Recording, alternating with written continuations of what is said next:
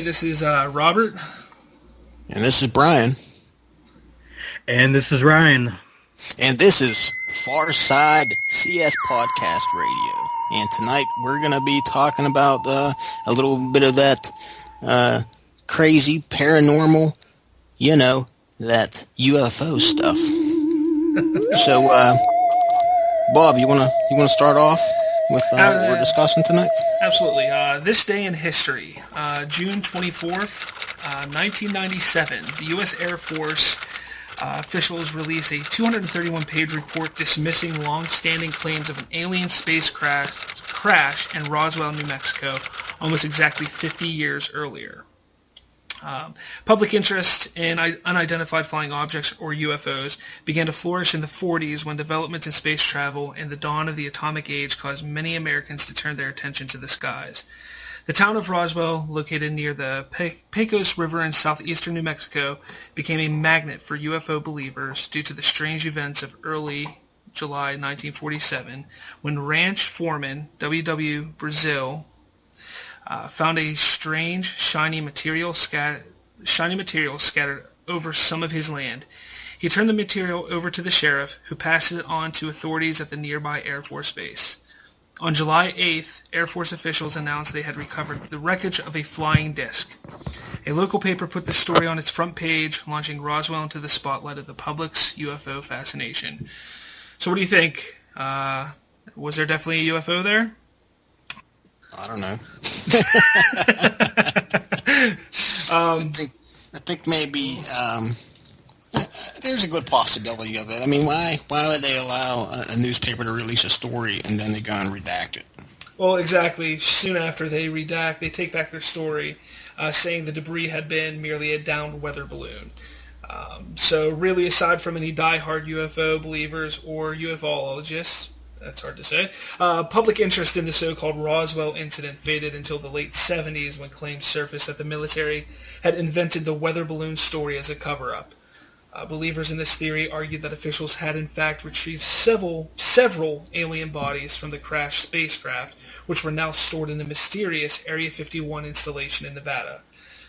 Seeking to dispel these suspicions, the Air Force issued a 1,000-page report in 1994, stating that the crashed object was actually a high-altitude weather balloon launched from a nearby missile test site as part of a classified experiment aimed at monitoring the atmosphere in order to detect Soviet nuclear tests.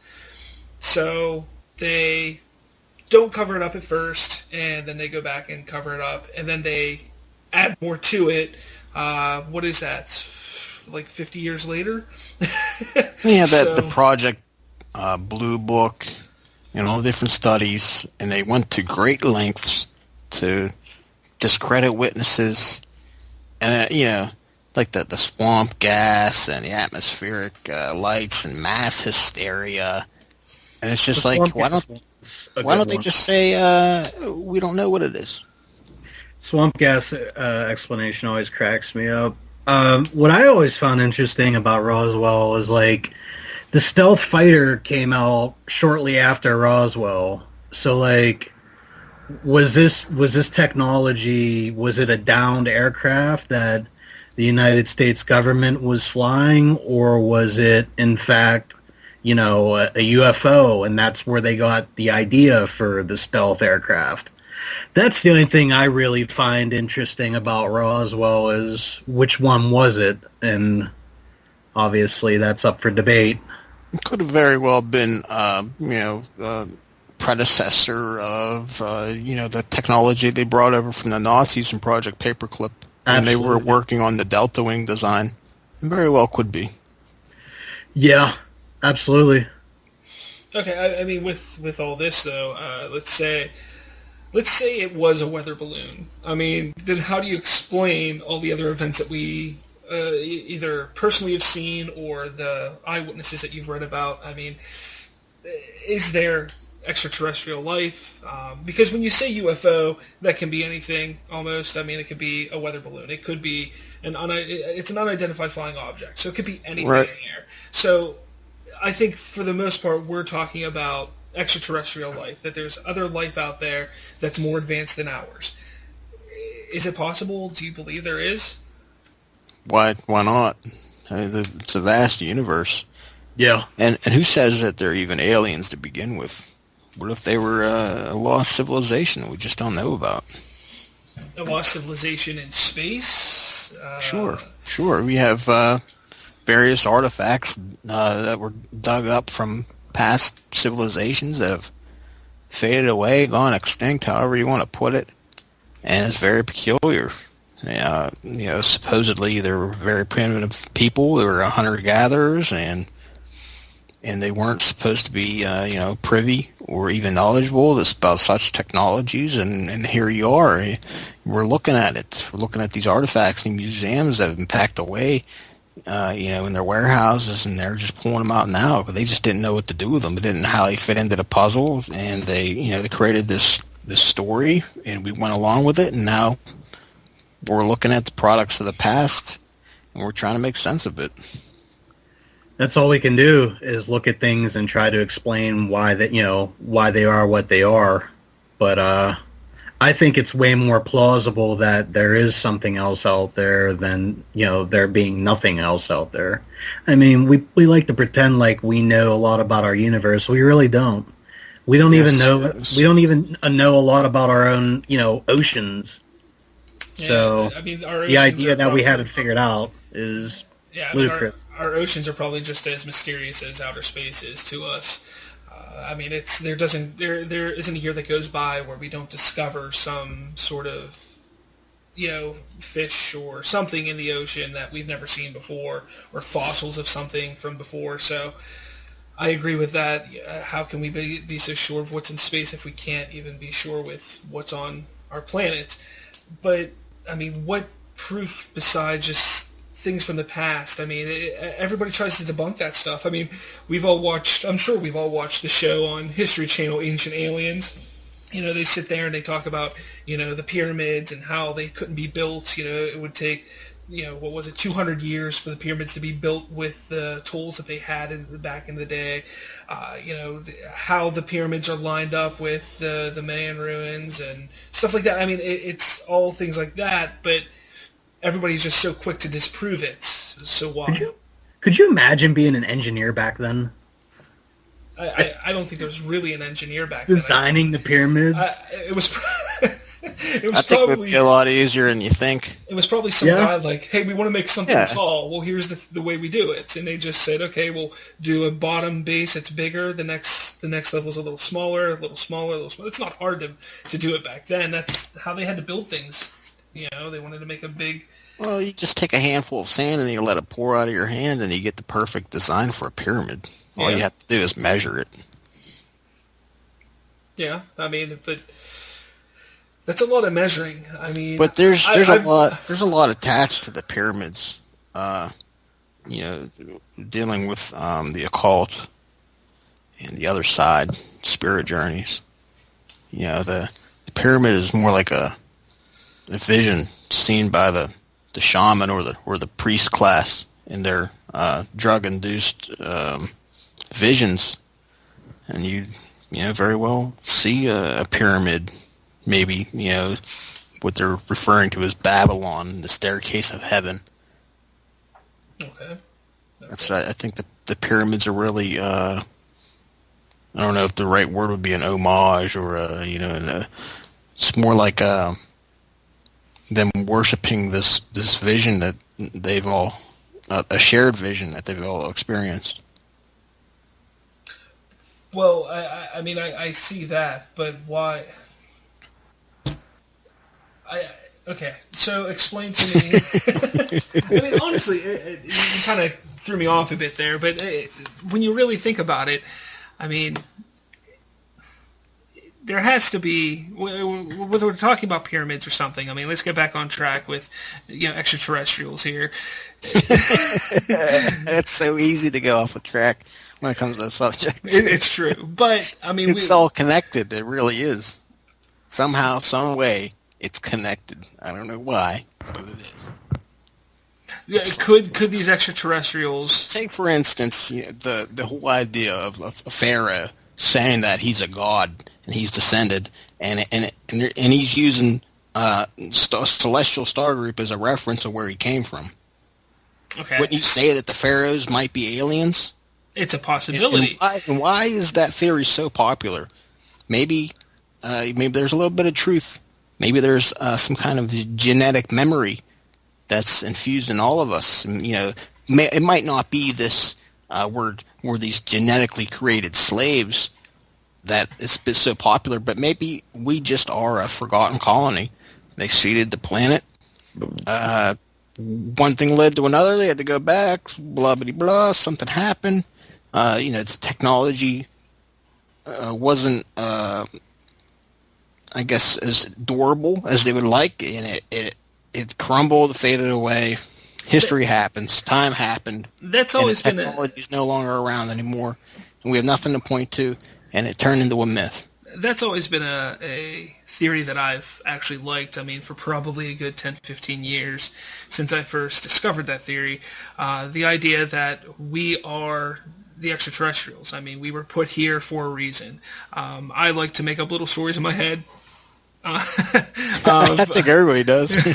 Well, I like to make up little stories that there was a great galactic war going on, and we were a colony that was put on this planet to survive, to hide from this war. So if it did go south, that we would be able to, that our race, our species, whatever, would still be able to live on. That's kind of the way I look at it. And maybe the galactic war went downhill. Maybe we lost our our species lost, and that's why we haven't seen them or heard from them. Because that's another thing. Why are we not seeing them? Why aren't they coming and talking to us? Why aren't they making their presence known? Maybe they are. Maybe they're already here among us, and the reason we can't tell them apart from us because they look just like us. How would we know? If they were genetically identical, and they were our cousins, or however you want to put it, our long lost relatives, and they came back, why would they stand out among us? But why wouldn't they want to? Like, why wouldn't they say, "Hey, look at what we're capable of. Look where we're at." The elites are kind of strange looking, but I just always they're all inbred. Yeah, I always attributed that to inbreeding. Yeah, that's all it is. But yeah, I mean, I don't know. There definitely are some people that I never really looked at it looks wise as I have like you ever just meet somebody that you're just like there's something wrong with this person. I just can't put my finger on it. Almost like they're trying to act a part. There's some people. I mean, maybe they're just like sociopaths or something like that. I don't know, but there's people that you meet that you're just like, there's something wrong with this person. I just can't put my finger on it. Yeah, I know what you're talking about there. I don't know if those are the ones that we can consider our cousins or however you want to put it. I don't know. To me, it seems far-fetched that they wouldn't make themselves known. Again, why not? What is the benefit of being hidden? I mean, and then you have to think, when did it start? Like, did they start back in the day of when there was pharaohs, and then did they disappear, and then they started to come back again? I mean, we know that there's a lot of talk of, back in World War II, Hitler, really trying to find alien tech and use alien tech. I mean, why did it all of a sudden start to boom in that time period again? Because if you really looking back through history, yeah, I mean, there's bits and pieces. You might find stories here and there between really the early 90s, early mid-90s to back when the pyramids were being built. Didn't Hitler speak on our origin being in the stars or something like that? I'm not sure. Not 100% sure. I remember him saying something fucking wacky like that. I mean, it was Hitler. Well, so. Considered what society considers normal. Yeah. Right. You talk to somebody at the supermarket, and you talk to them about what we're talking about. Nah, I look at you like you're a fucking whack job. So I mean, is there a reason? And then I'll vote for Hillary Clinton. What'd you say? I said, and then they'll vote for Hillary Clinton. Yeah. Fucking. No, Yeah, but maybe they don't interject themselves because it's just a show and they're just sitting back and watching. Like that one South Park episode with the aliens and Earth's Space just police and a space yeah. one? It's just Earth is a sitcom, and Maybe. yeah, like maybe it's like that South Park episode. They're just sitting back and watching, going, shaking their heads. What the hell is that? That weird. Oh, what's the name of that show? Twilight Zone. And the dude was abducted and taken to another planet, and he was put on display like in a zoo. And everything was like normal to him. I've never watched that one, but oh man, that's a good I episode. really want to now. Yeah, I'll have to watch that. I've not watched that. I've actually, I've not really gotten into the Twilight Zones. I don't know why. So I love Twilight Zone and Outer Limits too. probably right up my alley. Outer Limits, yeah. Never gone into it. But I mean, I think it's something that is worthy of thinking about. Why, if there are aliens on the Earth or among us, why are they making themselves known? And really, why is it so important that the government covers it up? I think that's the biggest thing. Why are they adamant on covering it up? I mean, maybe they have an agreement with our leaders, and they said what's the benefit? They won't destroy the hierarchy, and they had the what was that? The one radio broadcast, and everybody was freaking out and jumping out of windows and shit. And that was the War of the Worlds. Yeah, there you go. And even though they told them that it wasn't real, at every commercial break, this isn't real. This is just a dramatization, or whatever they said. But people still freaked out anyway.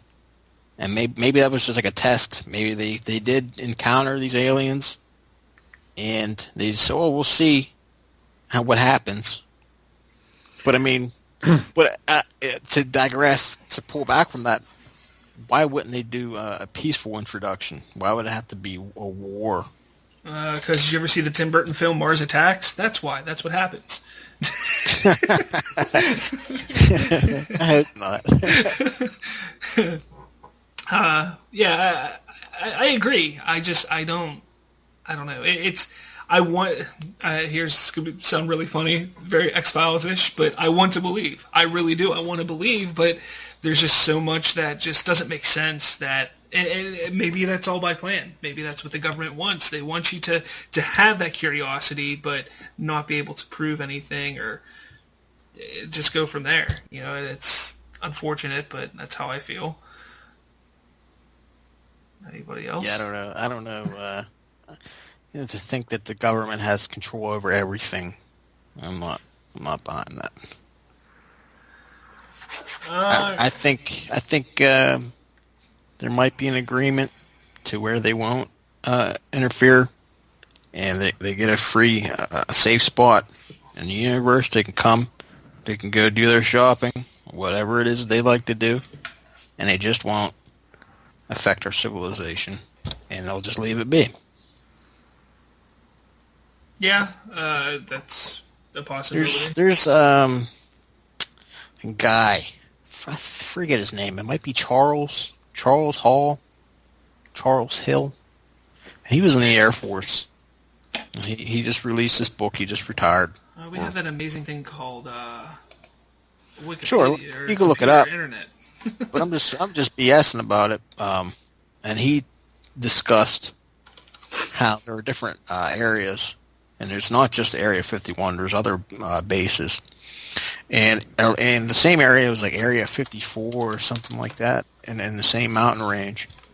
And there's an underground base, and they call them the Tall Whites, and they look like Nordics. They inhabit the Earth. They live in underground bases. They're sharing technology with our military, and they're taking. Well, this is from like the '60s.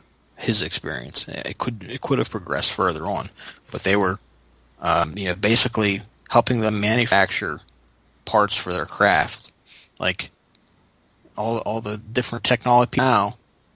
is what they were basically using, but it's it's all compartmentalized, and they're just putting it out there, and they would just have various companies produce these different parts, and then they would bring the parts in and help them repair their craft, and that they offered up numerous other planets and a local star group to us to inhabit, and that there are various breakaway civilizations, various bases, even within the solar system that we're in now.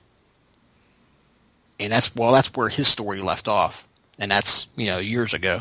And who knows what's going on now. If any of that's even true.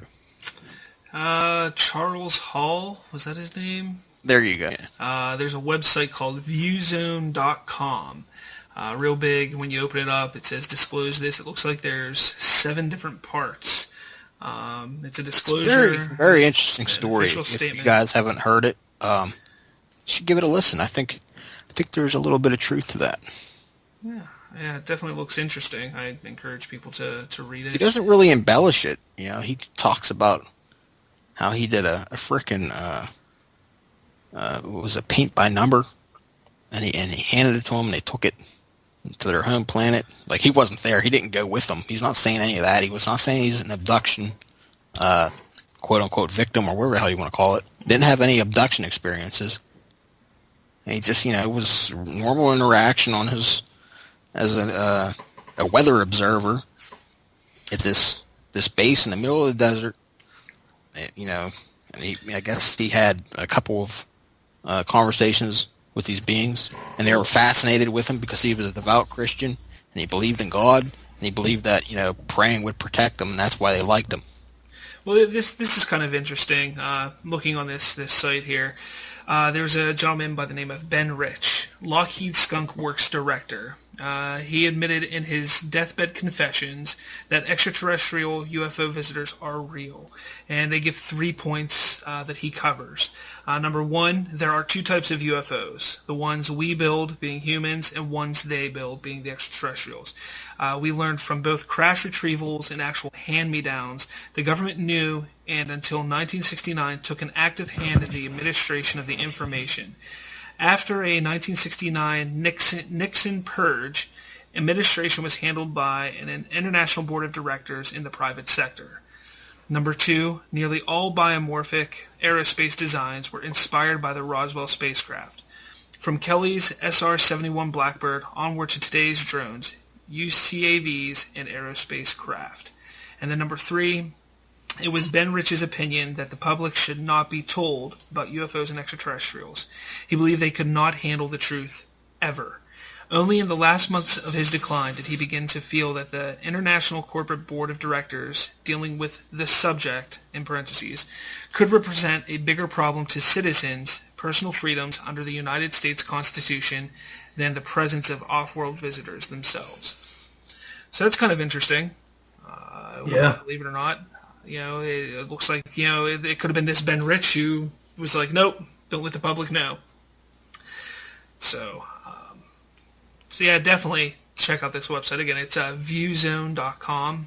It's really, really interesting looking. I mean, you can definitely tell it's thrown together. The design's kind of humorous, but I mean, definitely read through it. It looks very, very interesting. You have anything to add there, Ryan? No, I'm just listening. I'm gonna definitely check that out. That's really neat stuff. Yeah. The next thing that I wanted to bring up a little bit here, I'm sure I know you guys have the Mandela Effect. Very interesting, different. We're getting a little off track from the aliens now. I'm going to move on. I like the Mandela Effect. I think it's a very interesting theory. Don't know how true it is, but bring us into it. All right. Well, the Mandela Effect is a concept associated with Fiona Broome. It describes the situation where a number of people have memories that are different to available evidence. Broome says the name comes from several people having memories of Nelson Mandela dying in the 1980s rather than in 2013.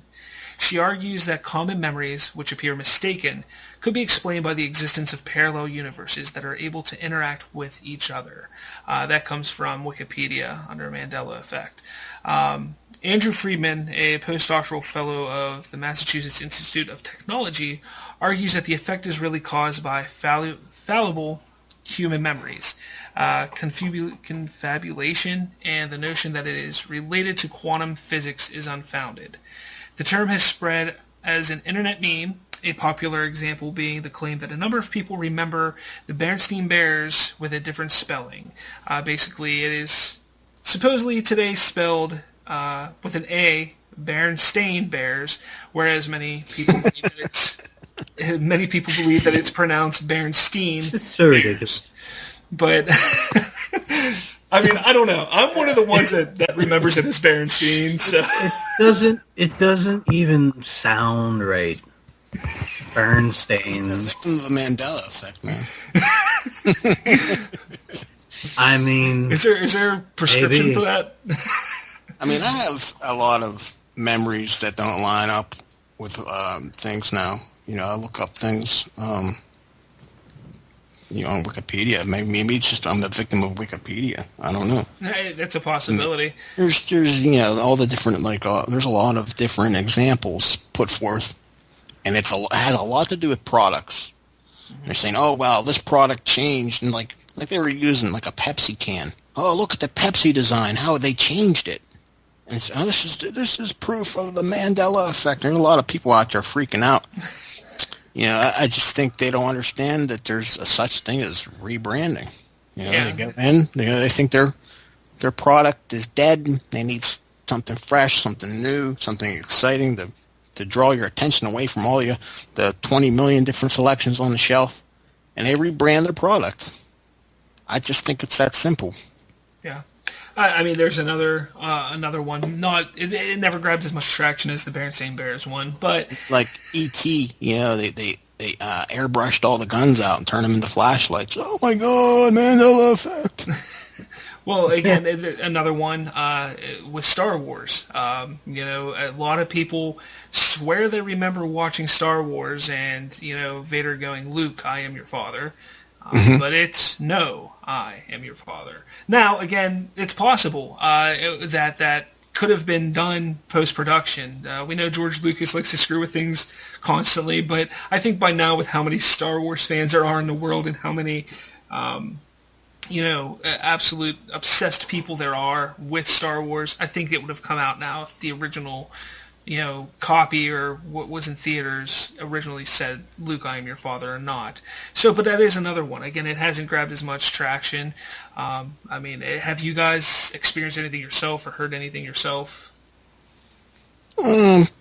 Just stupid little things that they're probably just false memories. I remember watching Steven Universe on Cartoon Network as a child. And I was talking about it with somebody else, and he said, "Oh no, that's a newer cartoon." And I was like, "No. I remember being home from school as a sick day and watching it early in the morning on Cartoon Network." And then, in the midst of this conversation, we're looking it up on Wikipedia, and here it is. Episodes were made in, I think it was 2014. But it was definitely not in the time frame where I was in middle school, home sick.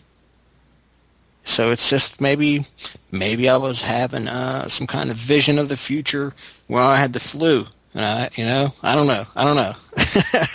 Yeah, it's one of those things. They're just weird and you can't verify it. Yeah. I mean, looking at it here, I mean, the first episodes aired in November of 2013 for that show. So there you go. See. So I don't know. I don't know. It's Mandela Effect, guys. Fucking Steven Universe. I don't know. Yeah, the Bernstein Bears thing's the only thing I can think of where I've had the Mandela Effect thing. Bernstein just does not sound right. I just refuse to believe that that's true. But wasn't there they just toss an E at the end of it or something? How's it spelled, Bob? It is spelled B-E-R, where's that? B-E-R-E-N-S-T-A-I-N. They say it's supposed to be spelled for Berenstain Bears, but they are saying that back in the day, it was spelled with an E instead of an A, so B-E-R-E-N-S-T-E-I-N, so for Berenstain Bears. I personally believe and remember calling it the Berenstain Bears growing up. I mean, I remember it vividly calling it the Berenstain Bears. Again, I was a child though, so I could easily. Yeah, I remember calling it Berenstain Bears. You would, jackass. But it was just because I didn't know how to pronounce Steen. It's possible. I mean, here's and it was Berenstain Bears, and it's the fucking proof of Mandela Effect. The case is closed. I'm slamming my gas down.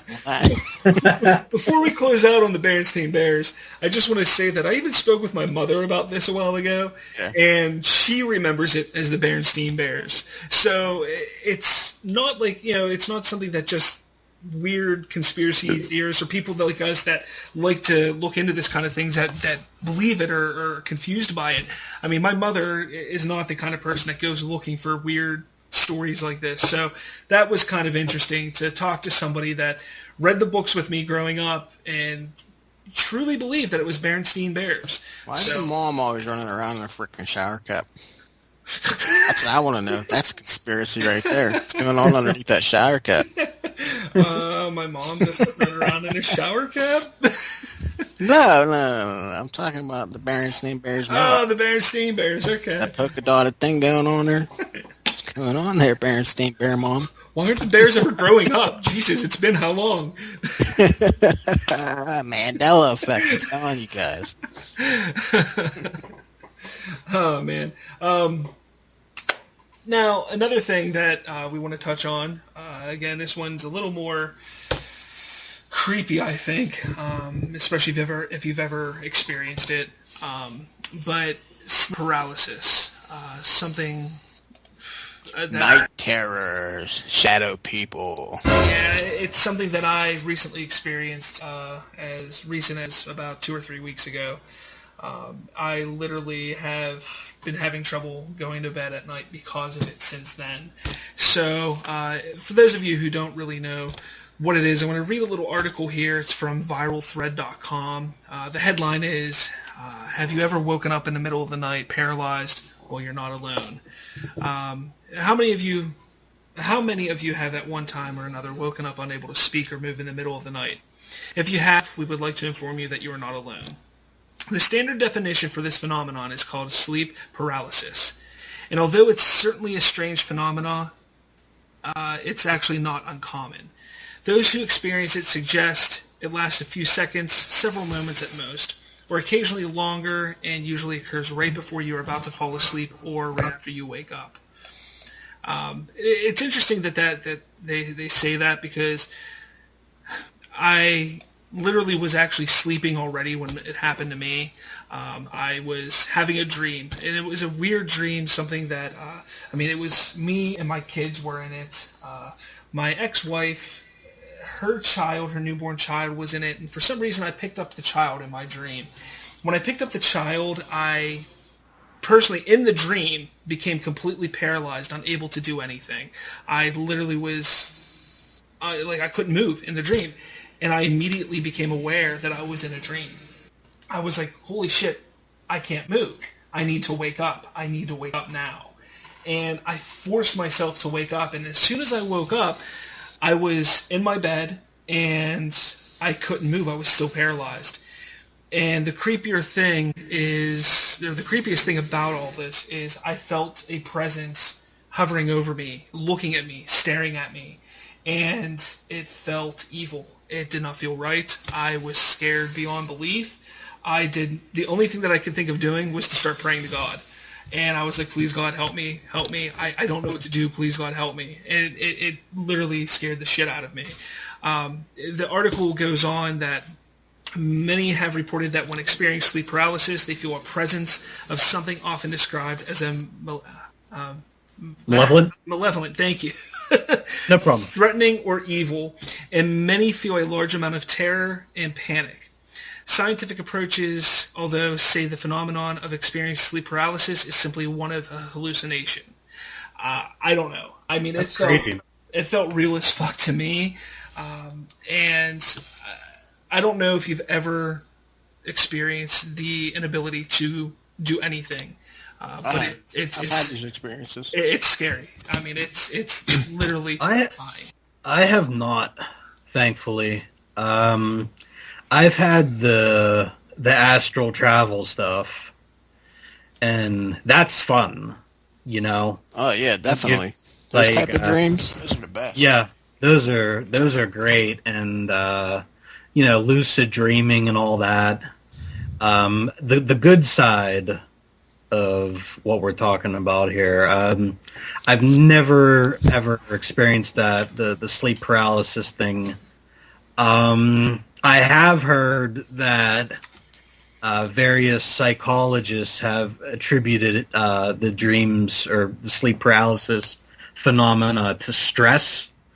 That doesn't help with someone that's having that that happened to them, obviously, but at least there's kind of an explanation there, depending on how you look at it. Yeah, I mean, there's some questions. I've been dealing with this for quite some time. It stretches all the way back into my childhood.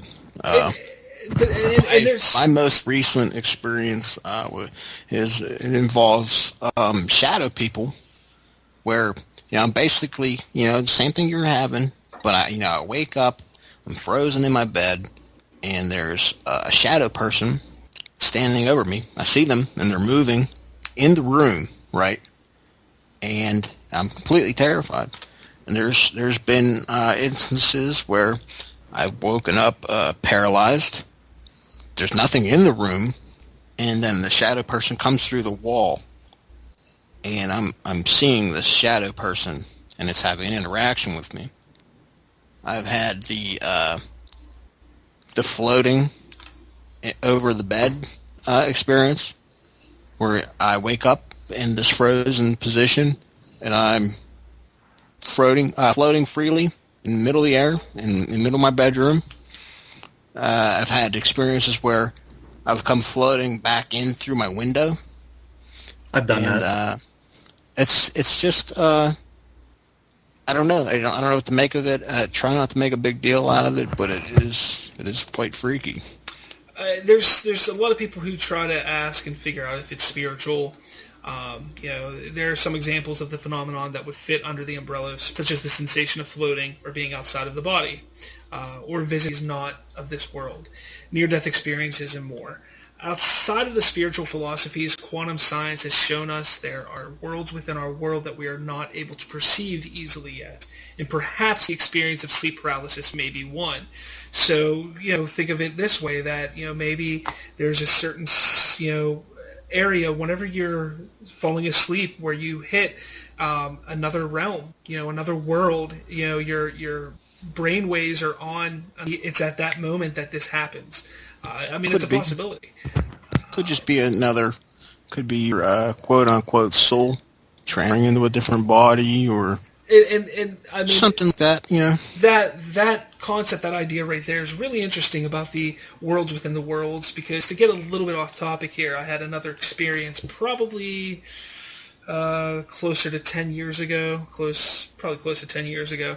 I was actually outside my backyard of my mom's house. Me and a buddy of mine were hanging out, just bullshitting outside, and I got up. I had to go inside to go to the bathroom, and we're sitting at the picnic table, and I get up and I walk towards the house, and my bedroom was in the basement of the house, so I would have to walk down these steps to go into the basement of the house.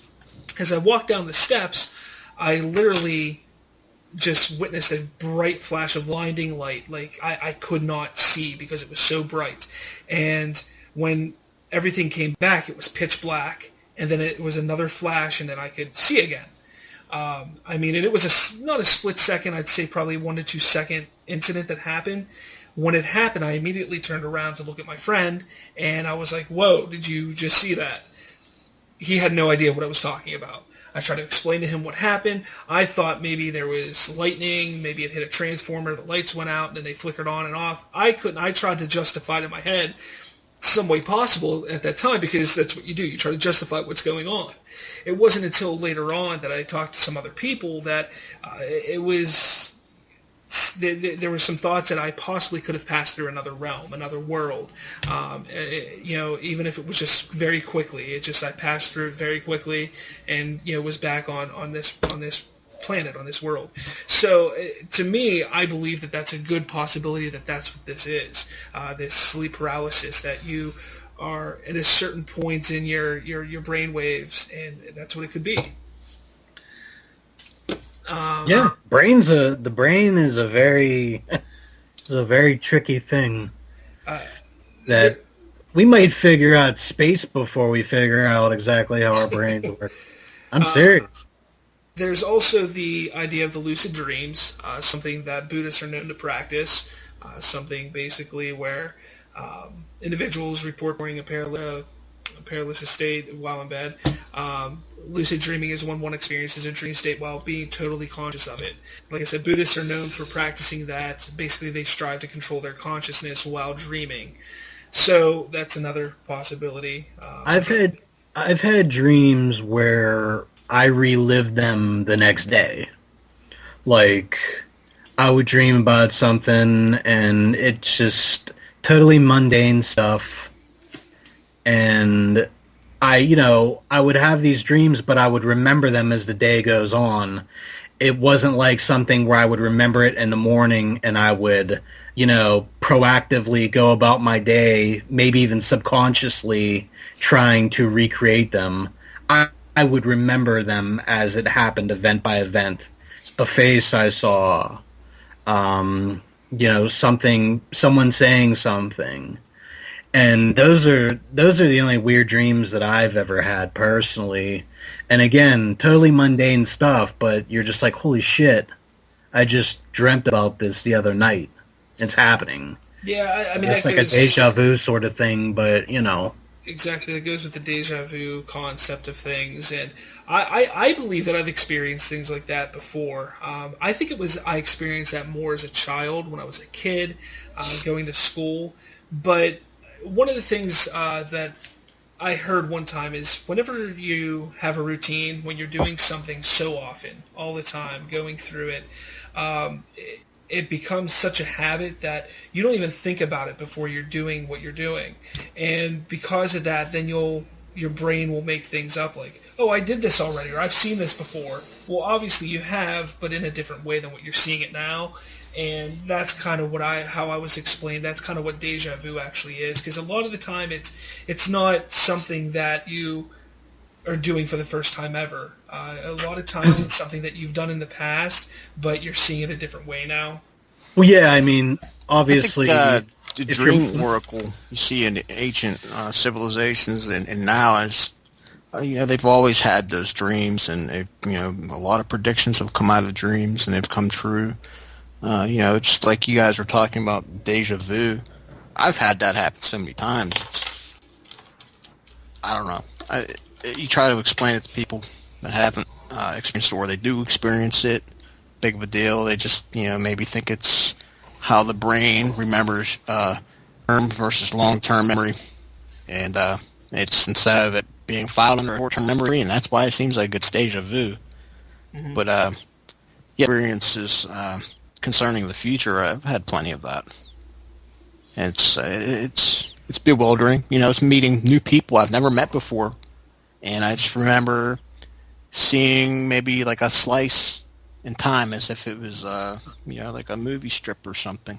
Mm-hmm. And it's just spliced in there, and you just remember that little bit from that dream or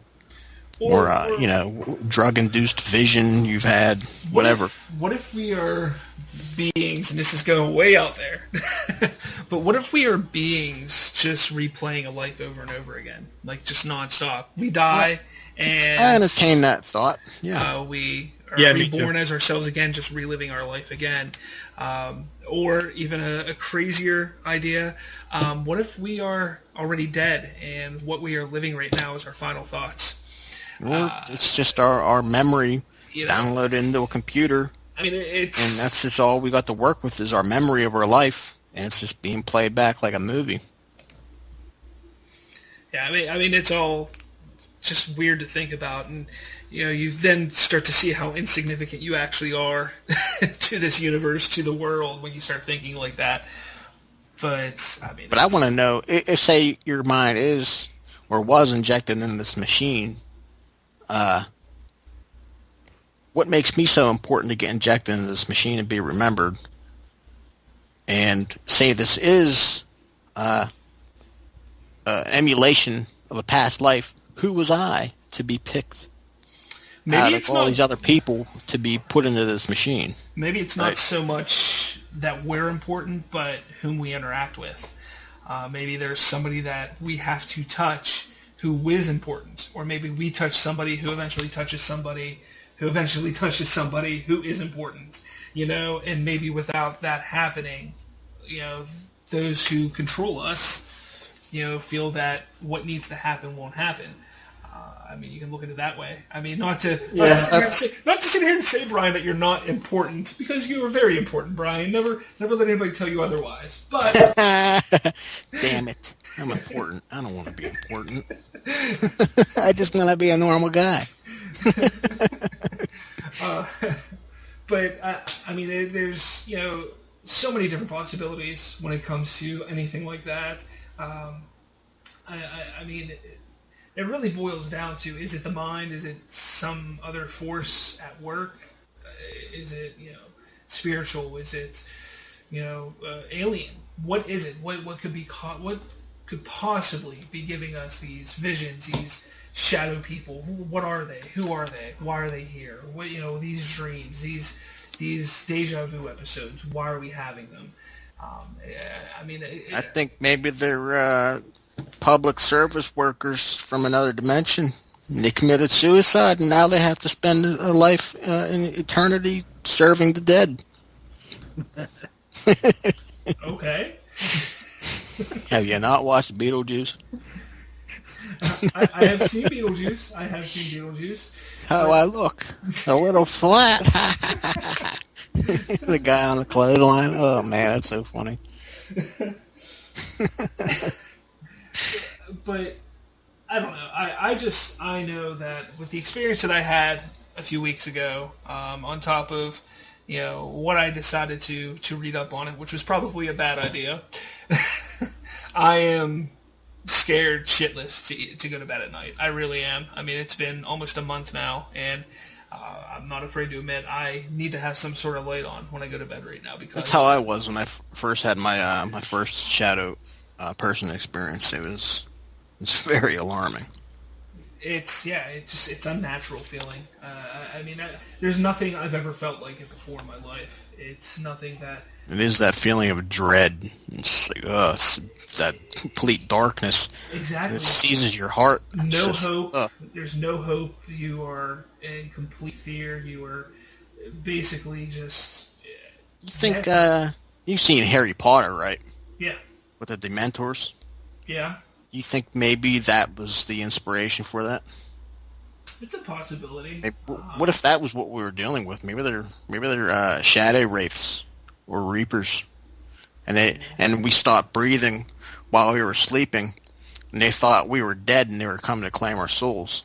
I mean, that's a good possibility. I mean, especially whenever when I talk about the dream I had. I mean, I went completely paralyzed. Could my heart have stopped for a second, and that's why in my dream I went paralyzed? Maybe my body, my brain thought I was dying, and I stopped moving in my dream, but I was able to pull myself up and wake myself up, and my brain still thought I was dying, so that's why I was paralyzed when I woke up. I mean, that's a possibility. How they say that sleep is the cousin of death, right? Well, what if when we go to sleep, we really do die? Or maybe not die, that definite death, right? Our body, it can still live on, without the soul, right?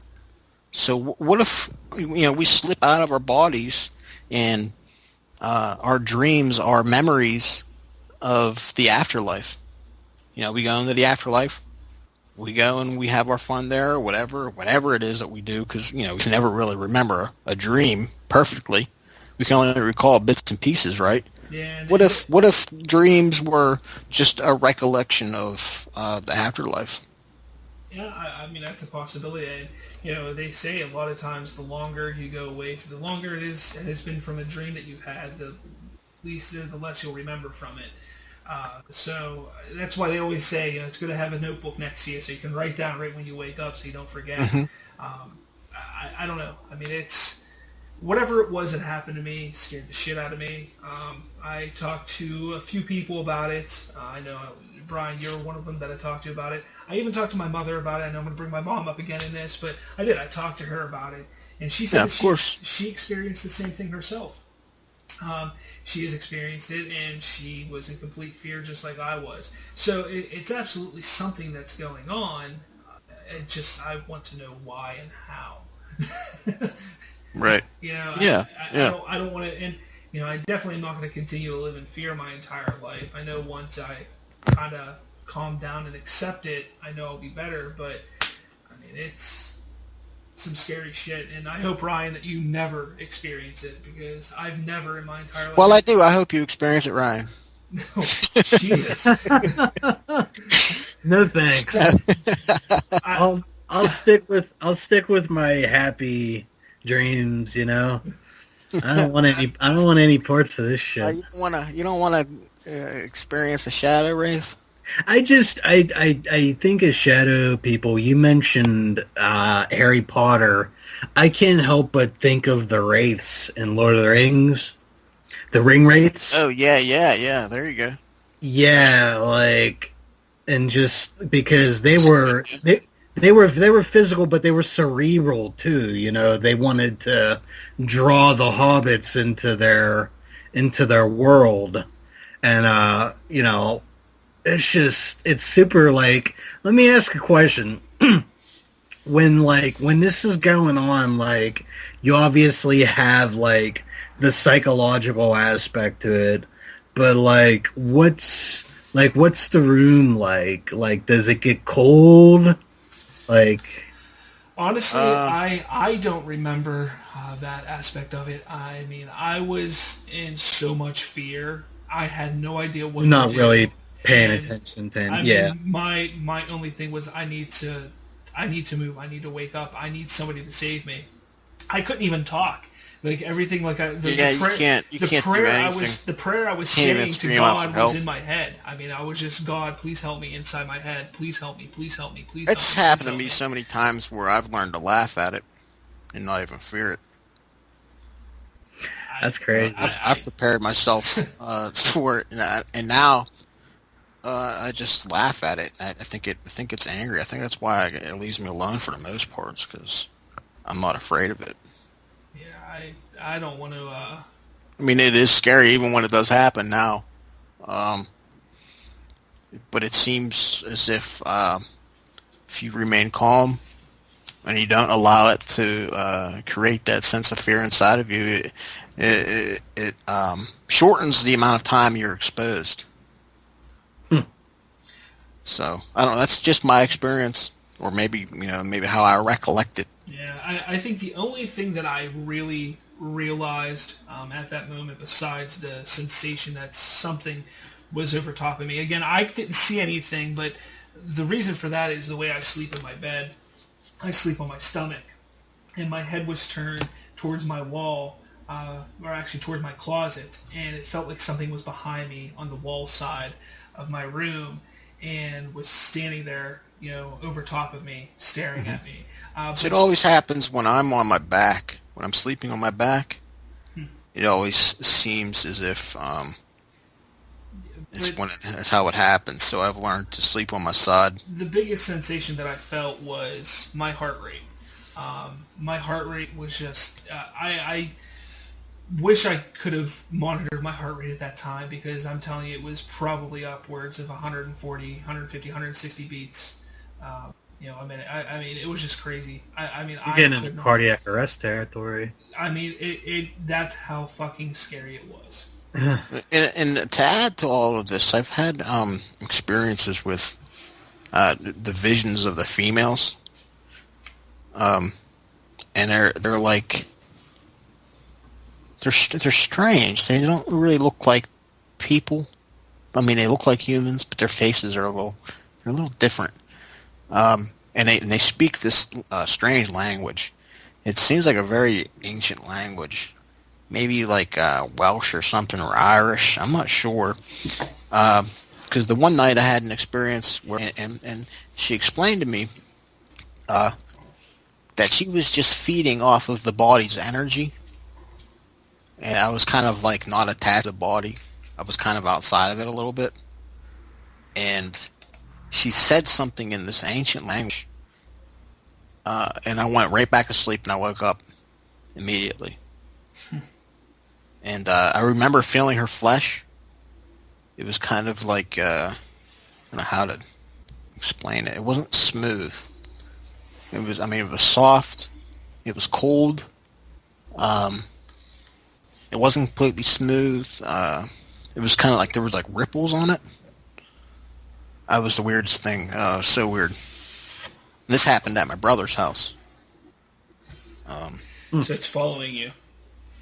Oh yeah, I've had experiences. I moved in with an ex-girlfriend, and they would come out of the closet at night, like I'd be in my sleep paralyzed state, and I'd watch them come out of the closet. Or we were over in Ohio visiting her parents, and this is after we had a seance. We did a seance at her aunt's house. And later on that night, she was sleeping. For trouble. She was sleeping, and it seemed like there was a lot of them. And they came out of the shadows, the dark corner of the room. And I was just like, I'm really not trying to deal with you guys right now. I'm really trying to sleep. And they left me alone for the most part.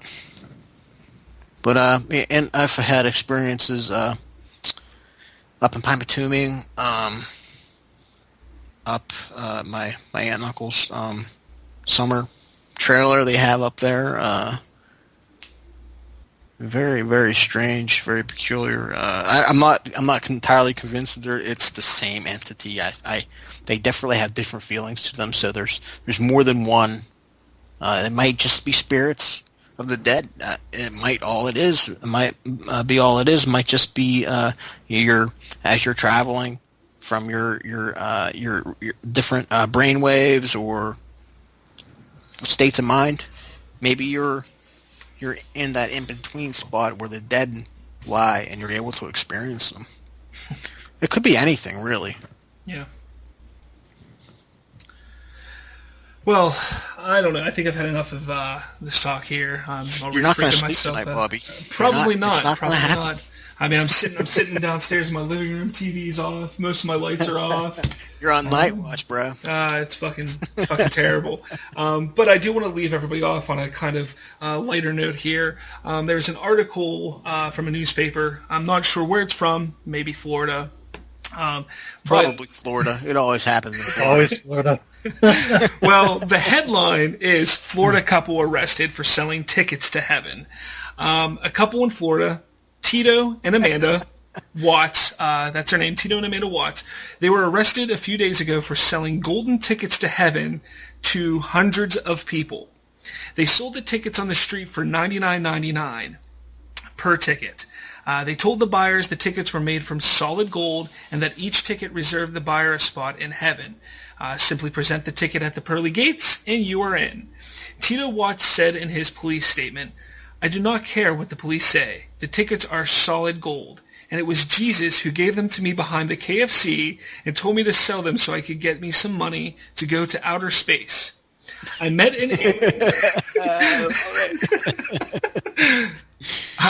an alien named Stevie who said if I got the cash together, he would...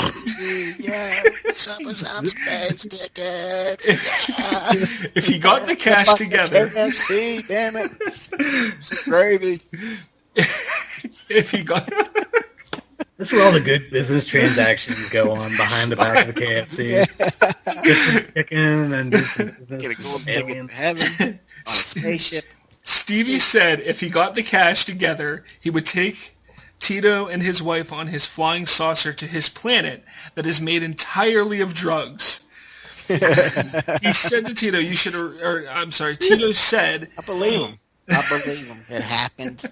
It happened. Yeah. I'll be his witness. Tito said to the police that you should arrest Jesus because he is the one that gave me the golden tickets. I am willing to wear a wire and set Jesus up. In her police statement, Amanda Watts said... What was the drugs this guy did? It's got to be that Flocka shit, man. It's got to. Amanda Watts said in a police statement, we just wanted to leave Earth and go to space and do drugs. I did not do anything. Explain that to the cops. I just want to go to space and do drugs, man. She goes, I did not do anything. Tito sold the golden tickets to heaven. I just watched. Police said they confiscated over $10,000 in cash, drug paraphernalia, and, last but not least, a baby alligator. Did you say they had golden tickets with that alligator? Yeah. Did they have extra tickets? No, it didn't say they had extra tickets. Man, I bet you them cops jacked all them golden tickets. They're the ones selling them now. Man. I hope the baby alligator still has its golden ticket. I gotta go get me one of them. What if it was legit though? What if it was true? Like, first off, I have trouble believing that this article was actually a real article. You get the golden ticket if you snatch it from the alligator's mouth. But even if it's not a real article, it's still funny as shit. I believe it. I mean, it happened in Florida. He calls Jesus with his one phone call, and Jesus is like, bruh, I told you not to get caught. Your one responsibility was to not get caught, bruh. Jesus was probably like, first off, it's Jesus, not Jesus. You're from Cuba, bro, not another planet. What the fuck? Nah, I imagine Jesus talking like a Malibu surfer or something. You fucked up, bruh. You got some waves. It's gnarly. Bruh, you fucked up. I'll catch your waves up in heaven, bruh. Baby alligator's gone. Fuck, dude. But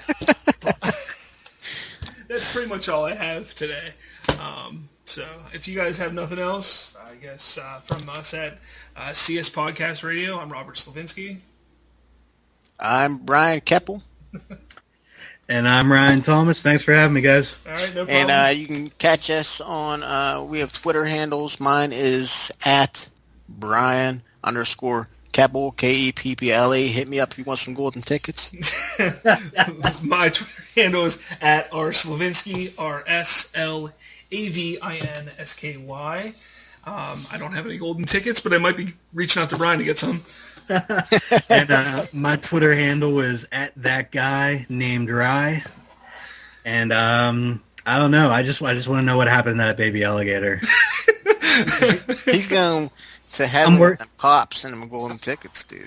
They totally ripped them off. I'm genuinely concerned about its welfare.